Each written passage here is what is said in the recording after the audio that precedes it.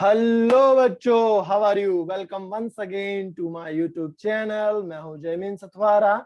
Students, till today अब हम लोगों ने ऑर्गेनिक केमिस्ट्री के अंदर बहुत सारे टॉपिक कर लिए हैं, लेकिन आज का ये जो वीडियो है वो हमारे और आपके लिए, सबके लिए बहुत ही ज्यादा इंटरेस्टिंग होने वाला है, क्योंकि आज के इस वीडियो के अंदर हम लोग पढ़ने वाले हैं आईयूपीएसी नेमिंग कि आईयूपीएसी नेमिंग कैसे किया जाता है। तो चलिए बच्चों, आज का ये वीडियो हम लोग शुरू करते हैं। शुरू करने से पहले ही आपको ये बता देने वाले हैं कि आज के इस वीडियो के अंदर हम आपके लिए लेके आए हैं आईयूपीएसी नेमिंग के short tricks which are very helpful for student. तो ये जरा ध्यान में रखना बच्चों कि आपके लिए शॉर्ट ट्रिक लेके आए हैं। You have to blindly follow that short trick, और ये अगर आप लोग ब्लाइंडली फॉलो करोगे तो आपको बहुत ही इजी तरीके से आईयूपीएसी नेमिंग आ जाएंगे। उसके साथ साथ हम लोग यहाँ पे वर्कशीट भी शेयर करने वाले हैं, तो बच्चों वर्कशीट भी कंप्लीट कीजिएगा, हमारे साथ साथ आईयूपीएसी नेमिंग भी कीजिएगा। And still if you have a doubt in IUPAC naming then please contact us. हम लोग यहाँ पे हमारी कॉन्टेक्ट डिटेल्स भी रख देने वाले हैं वीडियो डिस्क्रिप्शन के अंदर। तो चलिए बच्चों शुरू करते हैं आज का ये हमारा वीडियो। सबसे पहले देखिए,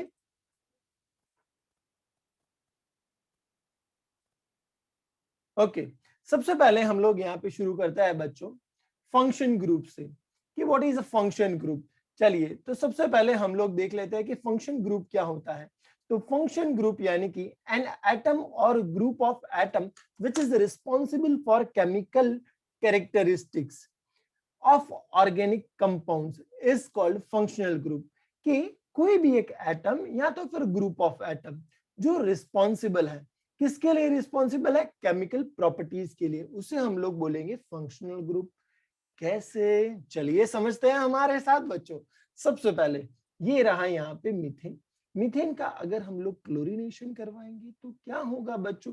जैसे ही हम लोग यहाँ पे क्लोरीनेशन करवाते हैं, कोई भी एक जो हाइड्रोजन जो है, वो यहाँ पे हाइड्रोजन जो है वो निकल के क्या हो जाएगा? यहाँ पे Cl अटैच हो जाएगा।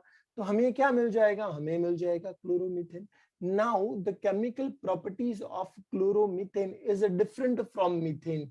क्यों बच्चों ये डिफरेंट हो गया? मीथेन से इसकी प्रॉपर्टी डिफरेंट हो जाती है। क्यों? क्योंकि यहाँ पे Cl अटैच है, इसीलिए। तो Cl को बच्चों हम लोग क्या बोलेंगे? तो Cl को हम लोग यहाँ पे बोल देंगे फंक्शनल ग्रुप। क्या बोल देंगे बच्चों? तो हम लोग यहाँ पे बोलेंगे फंक्शनल ग्रुप। तो कोई भी एक ऐसा एटम या तो फिर group of atom which is responsible for the chemical properties, which is responsible for chemical properties of organic compound is called functional group. Okay, चलिए दूसरा एग्जांपल लेते हैं। जैसे कि यहाँ पे बच्चों मीथेन हो और मीथेन में से हमें मिल जाए मिथेनॉल। तो chemical properties of these methanol is different from methane. Methane से इसकी केमिकल प्रॉपर्टीज जो होगी वो क्या होगी? डिफरेंट होगी। क्यों डिफरेंट होगी? क्योंकि यहाँ पे OH जो है वो क्या है? As a functional group act करता है। ऐसे बहुत ही सारे फंक्शनल ग्रुप के बारे में हम लोग इस वीडियो में पढ़ने वाले हैं। चलिए तो फंक्शनल ग्रुप क्या होता है ये अब आपको मालूम चल चुका है। चलिए बच्चों देखते हैं what is homologous series. Homologous series यानी कि क्या? a sequence of compounds with the same functional group, जिसके अंदर functional group क्या हो? same, with the same functional group and similar chemical properties, जिसके एक सीक्वेंस दिया गया हो, जिसके हर एक में फंक्शनल ग्रुप क्या हो? सेम, और केमिकल प्रॉपर्टीज क्या हो? ऑलमोस्ट सिमिलर हो। तो ऐसी सीक्वेंस को हम लोग क्या बोलेंगे? Homologous series. क्या बोलेंगे बच्चों? Homologous series. जिसमें दो कंजुगेटिव मेंबर्स जो होंगे, तो दो conjugative members are differ by CH2 group, है ना? उन दोनों के बीच में डिफरेंस कितना होगा? CH2 का होगा। कितना होगा बच्चों? CH2। या फिर in other words we can also say that two conjugative members of series differ by 14 mass unit। 14 mass unit कैसे बच्चों? कार्बन का हमारा एटॉमिक मास कितना होता है? 12, और हाइड्रोजन का 1, ऐसे 2 हाइड्रोजन है हमारे पास। तो 12 + 2 यानी कि 14 मास यूनिट्स हो गया। चलिए देखते हैं, जैसे कि एक एग्जांपल हमने यहाँ पे सीरीज में लिया हुआ है अल्केन हाइड्रोकार्बन का। तो alkyne, first member of alkane hydrocarbon है मीथेन, 2 कार्बन होंगे तो इथेन, 3 होंगे तो प्रोपेन, 4 होंगे तो ब्यूटेन, 5 होंगे तो पेंटेन और 6 होंगे तो हेक्सेन। चलिए बच्चों, अब यहाँ पे मैंने बोला उसे चेक कर लेते हैं कि 2 जो है यहाँ पे 2 consecutive members of the series are differ by CH2, यानी कि इन दोनों के बीच में डिफरेंस कितने का है, CH2 का ही है। चलिए बच्चों देख लो, आप लोग चेक करो। CH4 के अंदर CH2 ऐड करोगे तो क्या हो जाएगा, C2H6 मिलेगा। वैसे ही C2H6 के अंदर CH2 ऐड करोगे तो C3H8 मिल जाने वाला है। रेडी है बच्चों? चलिए अब हम लोग आगे बढ़ते हैं। मैंने यहाँ पे अल्केन हाइड्रोकार्बन की सीरीज को लेके होमोलॉगस सीरीज का एग्जांपल बताया है आप लोगों को। बच्चों यहाँ पे अल्कीन और अल्काइन हाइड्रोकार्बन का होमोलॉगस सीरीज के 5 एग्जांपल मुझे यहाँ पे सेंड करने हैं। चलिए चेक करते हैं। ओके बच्चों, अब हम लोग आगे पढ़ने वाले हैं नोमेनक्लेचर ऑफ ऑर्गेनिक कंपाउंड्स। बच्चों नोमेनक्लेचर का मतलब क्या होता है? तो नोमेनक्लेचर का मतलब होता है नेमिंग ऑफ ऑर्गेनिक कंपाउंड। अब हम लोग ऑर्गेनिक कंपाउंड के नेमिंग के बारे में पढ़ने वाले हैं। For the naming of organic compound, we have a 2 system. First is a trivial or common name of organic compound. तो ये जो ट्राइवियल और कॉमन नेम जो है, that is depend on the source of origin, otherwise it is also depend on certain properties, है ना, कि जो ओरिजिनल उसका जो सोर्स है उसके ऊपर डिपेंड करता है या तो फिर उसकी प्रॉपर्टी के ऊपर डिपेंड करता है। जैसे कि उसके कुछ एग्जांपल ले लेते हैं।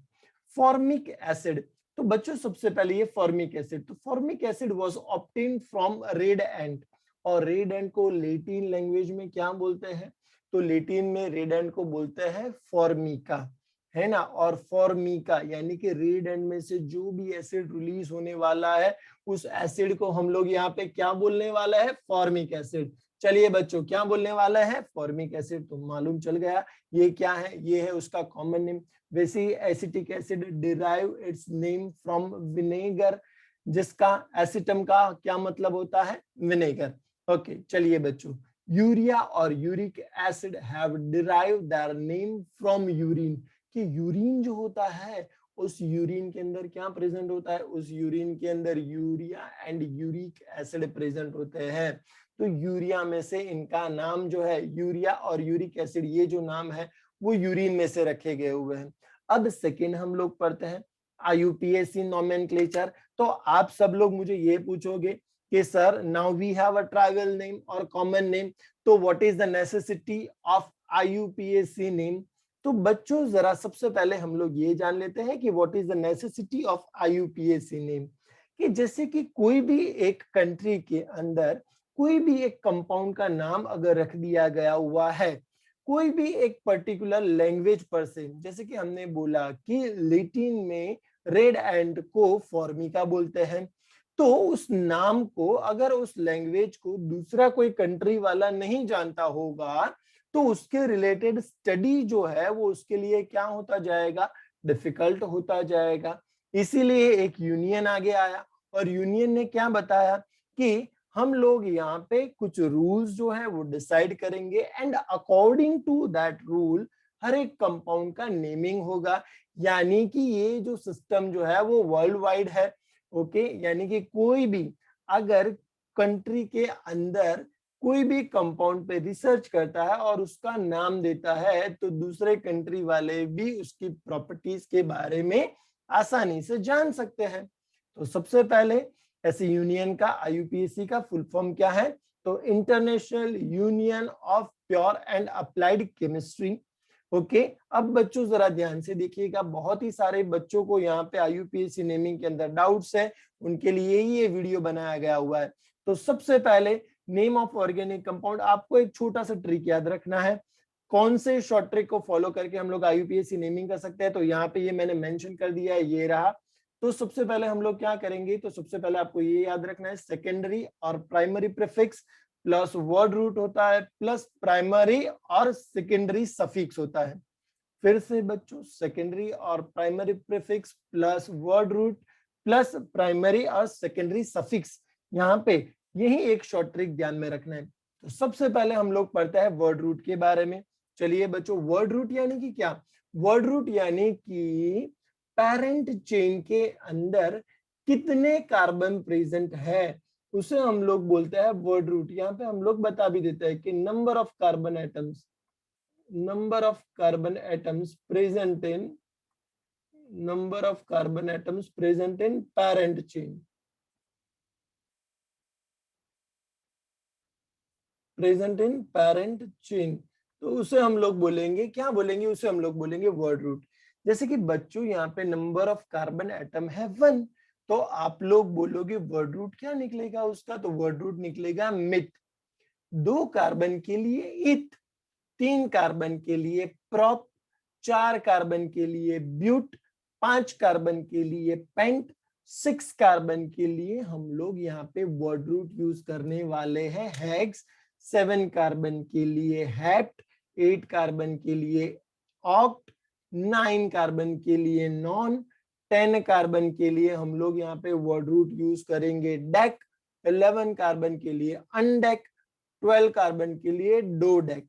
मैंने यहाँ पे 1 to 100 तक के दे रखे हैं, आप लोग 1 to 12 भी कर डालोगे तो भी चलेगा बच्चों। चलिए फिर से एक बार मेरे साथ रिपीट करोगे कि 1 कार्बन के लिए मिथ, 2 कार्बन के लिए इथ, 3 कार्बन के लिए प्रॉप, 4 कार्बन के लिए हम लोग क्या लगाएंगे? ब्यूट, 5 कार्बन के लिए हम लोग लगाएंगे पेंट, 6 कार्बन के लिए हेक्स, 7 कार्बन के लिए हेप्ट, 8 कार्बन के लिए ऑक्ट, 9 कार्बन के लिए नॉन, 10 कार्बन के लिए डेक। चलिए आगे बढ़ते हैं।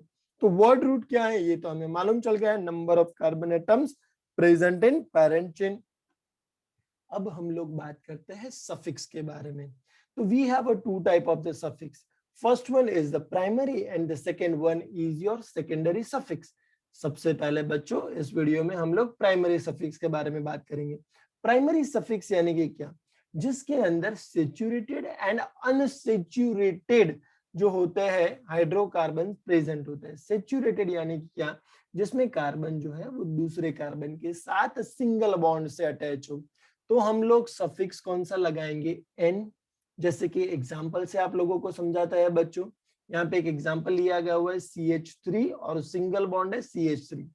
तो 2 कार्बन एटम है। अब आप मुझे बताइए बच्चों, 2 कार्बन एटम है तो उसके लिए हम लोग वर्ड रूट कौन सा यूज करने वाले हैं? तो हम लोग यहाँ पे वर्ड रूट यूज करने वाले हैं इथ। तो ये हो गया हमारा वर्ड रूट इथ 2 कार्बन एटम के लिए। चलिए बच्चों, अब इसके लिए प्राइमरी सफिक्स कौन सा लगने वाला है? तो हमने यहाँ पे लगाया है कि अगर सेचुरेटेड होता है, कार्बन कार्बन के बीच में सिंगल बॉन्ड होता है तो कौन सा लगाएंगे? एन। तो इथ प्लस एन हमारा क्या हो जाने वाला है बच्चों? इथ प्लस एन हो जाने वाला है इथेन। चलिए बच्चों, मालूम चल गया? ओके, फिर भी दूसरे एग्जांपल से समझाएंगे, ध्यान रखना। अगर 2 की जगह पे 3 कार्बन एटम होता है बच्चों हमारे यहाँ पे, 2 और 3 क्या है? सिंगल बॉन्ड है। 3 कार्बन एटम के लिए हम लोग क्या यूज करते थे? Word root. तो हम लोग वर्ड रूट यूज करते थे प्रॉप।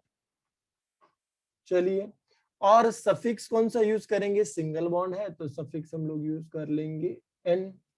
तो हमारा क्या हो जाएगा बच्चों? हमारा यहाँ पे IUPAC नेम हो जाएगा प्रोपेन। चलिए बच्चों, वैसे ही अगर कार्बन कार्बन के बीच में डबल बॉन्ड हो तो हम लोग यूज करने वाले हैं इन। चलिए इसका भी एक एग्जांपल लेते हैं। जैसे कि यहाँ पे कार्बन और कार्बन के बीच में क्या हो? Double bond. बच्चों आपको आगे भी बताया था, आज फिर से बता देते हैं कि कार्बन कितने कोवलेंट बॉन्ड फॉर्म करता है? 4 कोवलेंट बॉन्ड। देखिए 2 तो हाइड्रोजन के साथ अटैच हो गया और यहाँ पे डबल बॉन्ड यानी कि 4 टेट्रावेलेंसी ऑफ कार्बन सेटिस्फाइड हो गई। चलिए तो यहाँ पे ये CH2 डबल बॉन्ड CH2। अब वर्ड रूट क्या आएगा बच्चों? चलिए आप ही मुझे बता दो, 2 कार्बन है तो वर्ड रूट क्या आएगा? आएगा वर्ड रूट इथ। चलिए, और यहाँ पे प्राइमरी सफिक्स कौन सा होगा? कार्बन कार्बन के बीच में डबल बॉन्ड है तो प्राइमरी सफिक्स आएगा इन। तो ईथ प्लस इन हम लोग क्या बोल देंगे बच्चों, यस यस यस, इथिन। बच्चों मैं तो यहाँ पे समझा रहा हूं, लेकिन अगर आपको IUPAC नेमिंग रियली में समझना है तो आप लोग कमेंट बॉक्स के अंदर ऐसे 5-5 एग्जाम्पल बना के उसके IUPAC नेमिंग लिख के मुझे कमेंट करते जाइएगा। ओके, चलिए वैसे ही यहाँ पे कार्बन और कार्बन के बीच में ट्रिपल बॉन्ड हो तो हम लोग कैसे यहाँ पे उसका IUPAC नेमिंग करेंगे। चलिए, तो 2 कार्बन है यहाँ पे, तो हम लोग बोल देंगे ईथ प्लस क्या लगाएंगे, आइन। तो ईथ प्लस आइन हम लोग यहाँ पे बोल देंगे इथाइन। इथाइन रेडी है बच्चों, चलो मालूम चल जाएगा। तो वैसे कार्बन कार्बन के बीच में फिर से एक बार रिपीट करते हैं, ध्यान रखिएगा, कार्बन कार्बन के बीच में सिंगल बॉन्ड होगा तो एन यूज करेंगे primary suffix. if the double bond is present then in suffix that we have to use. if between carbon and carbon one triple bond is present तो हम लोग use करेंगे आइन suffix. अगर एक से ज्यादा यानी कि 2 अगर हमारे पास डबल बॉन्ड होते हैं तो हम लोग यूज करेंगे डाई इन, और अगर 2 ट्रिपल बॉन्ड होते हैं तो हम लोग यूज करेंगे डाई आइन। एक डबल बॉन्ड और एक ट्रिपल बॉन्ड हो तो हम लोग यूज करेंगे इन आइन। ये यहाँ पे पूरा लिस्ट आपको रखा हुआ है, इसके एक एक एग्जांपल बनाइए और मुझे मैसेज कीजिए। चलिए बच्चों, अब हम लोग सेकेंडरी सफिक्स के बारे में पढ़ते हैं। सेकेंडरी सफिक्स में हमारे पास बहुत सारे ग्रुप है बच्चों, चलिए एक एक के बारे में पढ़ते हैं। यहाँ पे शुरू करते हैं, जैसे कि क्लास ऑफ ऑर्गेनिक कंपाउंड। तो हमारे पास क्लास ऑफ ऑर्गेनिक कंपाउंड में कार्बोक्सिलिक एसिड है जिसका फंक्शनल ग्रुप क्या होता है, COOH, जिसके लिए हम लोग सेकेंडरी सफिक्स, प्राइमरी सफिक्स 3 होते हैं, कौन कौन से, एन, इन, आइन। और हमारे पास सेकेंडरी सफिक्स का ये लिस्ट दिया गया हुआ है, ये है सेकेंडरी सफिक्स का लिस्ट। चलिए बच्चों, तो सेकेंडरी सफिक्स में हम लोग पहले यूज करेंगे कार्बोक्सिलिक एसिड। चलिए, कार्बोक्सिलिक एसिड में जैसे कि एक एक एग्जांपल लेते हैं और बच्चों आप लोगों को शांति से समझाते हैं। देखो बच्चों, जैसे कि यहाँ पे हम लोग एग्जांपल ले लेते हैं, ये रहा एग्जांपल, देखते जाइएगा बच्चों। यहाँ पे सबसे पहले कि एक एग्जांपल हमने लिया HCOOH। ओके, अब यहाँ पे सबसे पहले हम लोग क्या बात करेंगे, तो सबसे पहले हम लोग ये बात करेंगे कि यहाँ पे एक कार्बन एटम है, तो 1 कार्बन एटम सिंगल बॉन्डेड है, तो हम लोग यूज करने वाले हैं मीथेन। बच्चों ध्यान में रखना, मीथेन प्लस ऑइक एसिड। ओके, तो मीथेन प्लस ऑइक एसिड हम लोग यहाँ पे ये जो मीथेन ई जो है यहाँ पे ई को ड्रॉप कर डालेंगे। ध्यान में रखिएगा बच्चों, ई को ड्रॉप करेंगे और यहाँ पे क्या अटैच करने वाला है, यहाँ पे अटैच करने वाला है ऑइक एसिड। ऑइक एसिड करेंगे अटैच, तो नाम क्या हो जाने वाला है, नाम हमारा हो जाने वाला है मीथेनोइक एसिड। नाम क्या हो जाएगा बच्चों, मीथेनोइक एसिड। अगर 2 कार्बन होते हैं तो इथेनोइक एसिड, 3 कार्बन होते हैं तो प्रोपेनोइक एसिड, और वैसे ही 4 और 5 कार्बन के लिए क्या लिखेंगे IUPAC नेम, वो आपको बताना है। चलिए ओके, आगे दूसरा एग्जांपल लेते हैं हम लोग, जैसे कि यहाँ पे यूज करते हैं अब सल्फोनिक एसिड, फंक्शनल ग्रुप हो जाएगा SO3H, सेकेंडरी सफिक्स होगा सल्फोनिक एसिड। हम लोग यहाँ पे एक एग्जांपल लेंगे, एग्जाम्पल से समझाएंगे, CH3SO3H। चलिए बच्चों, कितने कार्बन एटम है हमारे पास यहाँ पे, तो हमारे पास यहाँ पे सिर्फ एक कार्बन एटम है, तो हम लोग क्या बोलेंगे, हम लोग बोलेंगे मीथेन सल्फोनिक एसिड। क्या बोलेंगे बच्चों, methane sulphonic acid. This is the IUPAC name of this compound, methane sulphonic acid. Okay, वैसे ही एस्टर होता है, एस्टर यानी कि COOR, यानी कि कोई भी अल्काइल ग्रुप, मिथाइल हो सकता है, इथाइल हो सकता है, कोई भी अल्काइल ग्रुप हो सकता है, जिसके लिए हम लोग सेकेंडरी सफिक्स यूज करने वाले हैं अल्काइल OH। अभी तो हम लोग एक एक एग्जांपल से समझा रहे हैं बच्चों, बाद में हम लोग यहाँ पे एक एक फंक्शनल ग्रुप के लिए पूरे का पूरा वीडियो बनाएंगे और डिटेल में हर एक फंक्शनल ग्रुप के डिटेल में आपको IUPAC नेमिंग समझाने वाले हैं। चलिए, तो जैसे कि यहाँ पे तीसरा एक हम लोग एग्जांपल ले लेते हैं और उसे समझाते हैं। जैसे कि यहाँ पे है CH3, COO CH3। अब इसमें IUPAC नेमिंग कैसे किया जाएगा? इसमें IUPAC नेमिंग कुछ ऐसे किया जाएगा कि यहाँ पे ये जो है ऑक्सीजन और कार्बन के बीच का बॉन्ड, यहाँ पे एक हम लोग यहाँ पे क्या करेंगे, एक बॉन्ड यहाँ पे ड्रॉ करेंगे। यहाँ पे जो पीछे बैक साइड में है मिथाइल, उसे हम लोग आगे लाएंगे और ये जो रहा इसे हम लोग कहाँ पे रख देंगे, पीछे। बच्चों ये तो मालूम है कि हमें कार्बन जो होता है, ध्यान में रखिएगा कि अगर वो सिंगल बॉन्ड से हाइड्रोजन से अटैच होता है, तो अभी हमने देखा कि एक कार्बन एटम, और उसके लिए हम लोग क्या यूज करते हैं, उसके लिए हम लोग यूज करते थे सफिक्स एन, तो हम लोग बोलेंगे मीथेन। लेकिन ये अगर मीथेन में से एक हाइड्रोजन यहाँ से रिलीज हो जाता है और हमें कुछ मिलता है यहाँ पे CH3 ग्रुप, तो उसे हम लोग क्या बोलेंगे, तो उसे हम लोग बोल देंगे मिथाइल। क्या बोलेंगे, मिथाइल। तो by loss of one hydrogen methane gets converted to methyl. वैसे ही इथेन में से इथाइल मिल जाएगा, प्रोपेन में से प्रोपाइल मिल जाएगा, ब्यूटेन में से ब्यूटाइल मिल जाएगा। चलिए तो अब इसका IUPAC नेम करते हैं, पीछे है CH3, तो CH3 का हम लोग क्या बोल देंगे, CH3 को हम लोग बोल देंगे यहाँ पे मिथाइल। ओके चलिए बच्चों, मिथाइल तो हो गया। आगे कितने कार्बन है, 2 कार्बन एटम है, तो 2 कार्बन एटम के लिए हम लोग बोलेंगे मिथाइल इथेनोएट। पीछे हम लोग क्या लगाने वाले हैं, OH, तो इथाइल इथेनोएट। क्या लगाएंगे हम लोग, मिथाइल इथेनोएट। वैसे ही एसिड क्लोराइड यानी कि COCl, जिसमें हम लोग ऑयल क्लोराइड लगाने वाले हैं। क्या लगाने वाला है बच्चों, ऑयल क्लोराइड। क्या लगाने वाला है हम लोग बच्चों, ऑयल क्लोराइड। चलिए आगे बढ़ते हैं। जैसे कि हम लोगों ने यहाँ पे भी एक एग्जांपल ले लेते हैं बच्चों, जिसके लिए आपको समझने में आसानी हो जाए। CH3 COCl, तो समझो यहाँ पे कितने कार्बन है, 2 कार्बन एटम है हमारे पास, तो 2 कार्बन एटम के लिए हम लोग यहाँ पे बोलेंगे ethane. Ethane plus oil chloride हम लोग लगाएंगे, तो इथेनॉइल क्लोराइड, इथेनॉइल क्लोराइड। चलिए बच्चों ये मालूम चल जाएगा, ethanol chloride. Acid amide CONH2, तो CONH2 के लिए हम लोग कौन सा सफिक्स यहाँ पे यूज करने वाले हैं, तो हम लोग यहाँ पे यूज करने वाला है सफिक्स एमाइड। चलिए देखते हैं कैसे, तो ये रहा हमारा HCONH2। कितने कार्बन है, 1, तो हम लोग बोलने वाला है यहाँ पे मीथेनेमाइड।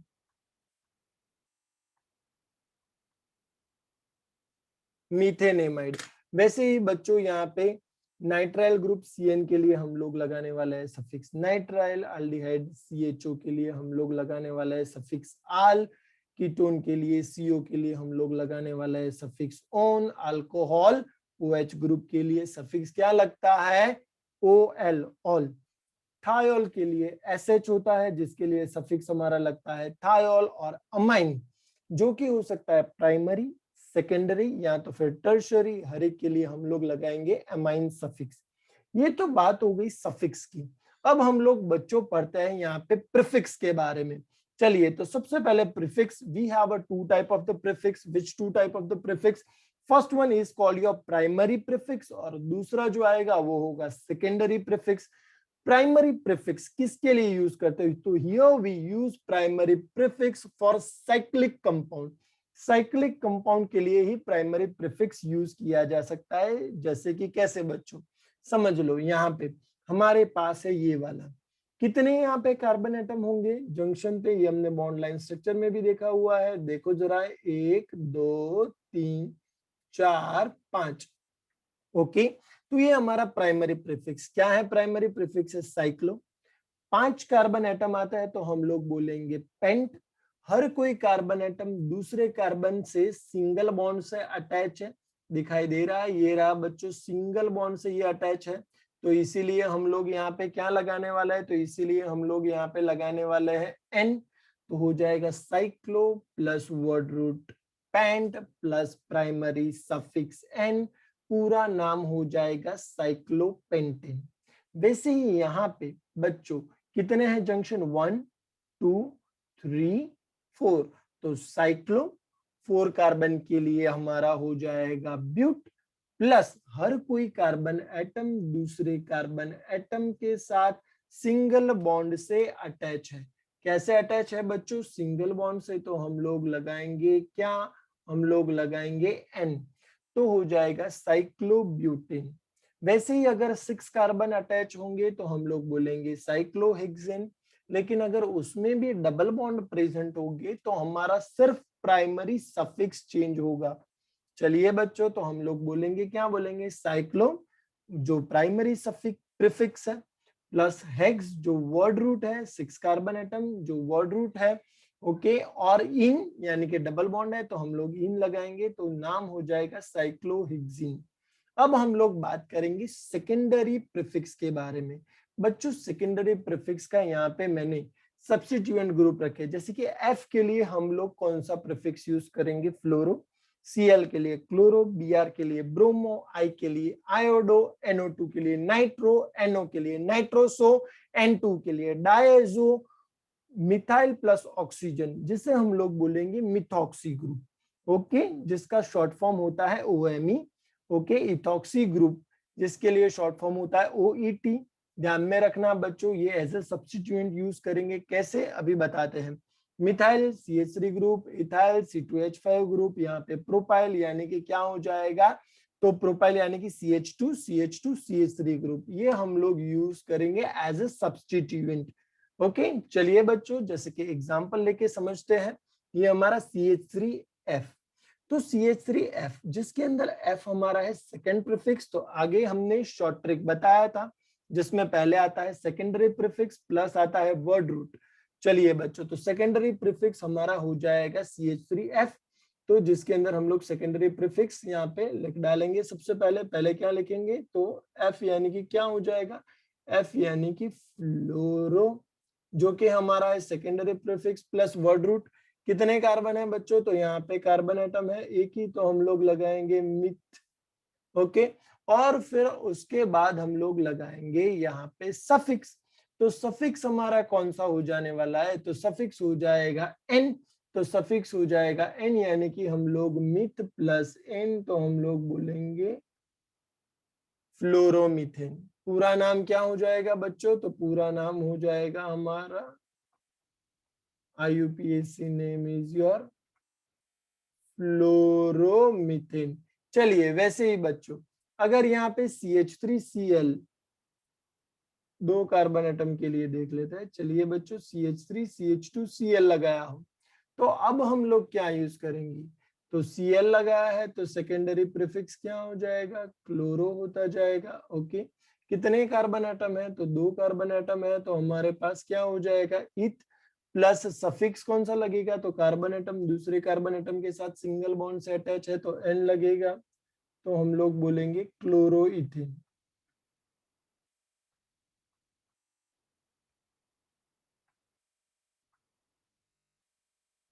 वैसे ही ब्रोमो के लिए हम लोग लगाएंगे तो ये हो जाएगा ब्रोमोइथेन, अगर हम लोग आयोडीन लगाएंगे तो हो जाएगा आयोडोइथेन, अगर हम लोग नाइट्रो यहाँ पे लगाते हैं। चलिए बच्चों, जैसे कि हम लोग यहाँ पे नाइट्रो लगाते हैं तो क्या हो जाएगा, तो ये हो जाएगा कुछ इस तरीके से, नाइट्रो प्लस कितने कार्बन एटम है आप लोग खुद से बताइए बच्चों, और यहाँ पे वर्कशीट सेंड कर रहे हैं, वो वर्कशीट को भी कंप्लीट करने का ट्राई करिए। मिथ प्लस N, तो हो जाएगा मीथेन, तो इसका IUPAC नेम क्या हो जाएगा, इसका IUPAC नेम हो जाएगा नाइट्रोमीथेन। क्या हो जाएगा बच्चों, नाइट्रोमीथेन। वैसे डायजो ग्रुप भी अटैच हो सकता है, यहाँ पे ईथर ग्रुप भी अटैच हो सकता है, अल्कोक्सी, कौन सा ग्रुप अटैच हो सकता है, अल्कोक्सी। जैसे कि बच्चों इसका भी एक एग्जांपल लेके हम लोग यहाँ पे देखते हैं, जैसे कि यहाँ पे अल्काइल ग्रुप में हम लोग पर्टिकुलरली ले लेते हैं मिथाइल ग्रुप, तो CH3OCH3। चलिए बच्चों, तो यहाँ पे क्या हो जाएगा, तो ये कोई भी, ये सिमेट्रिक ईथर है, यानी कि ऑक्सीजन कोई भी एक कार्बन एटम के साथ अटैच है तो हम लोग क्या यहाँ पे यूज करेंगे, तो मिथॉक्सी, जो कि हमारा प्रीफिक्स है, तो मिथॉक्सी प्लस, चलिए अब कितने कार्बन एटम बचे, एक कार्बन एटम बचा, तो हम लोग बोलेंगे प्लस मिथ प्लस N, तो हम लोग बोलेंगे मिथॉक्सी मिथेन। इसका IUPAC नेम क्या हो जाएगा बच्चों, मिथॉक्सी मीथेन। क्या हो जाएगा, मिथॉक्सी मीथेन। वैसे ही अगर यहाँ पे मिथॉक्सी की जगह पे इथॉक्सी अटैच हो तो हम लोग बोलेंगे इथॉक्सी इथेन। क्या बोलेंगे बच्चों? Ethoxy ethane. तो ये जो है वो पूरे के पूरे IUPAC नेमिंग में आपको शॉर्ट ट्रिक के साथ बच्चों यहाँ पे पूरे का पूरा वीडियो हमने बनाया हुआ है। ऐसे बहुत सारे एग्जाम्पल होमोलॉगस सीरीज के रिलेटेड, दूसरे फंक्शनल ग्रुप के रिलेटेड आप लोग ट्राई करिए। अगर कोई भी डाउट होता है then feel free to ask us. Okay, चलिए बच्चों, थैंक यू फॉर वॉचिंग।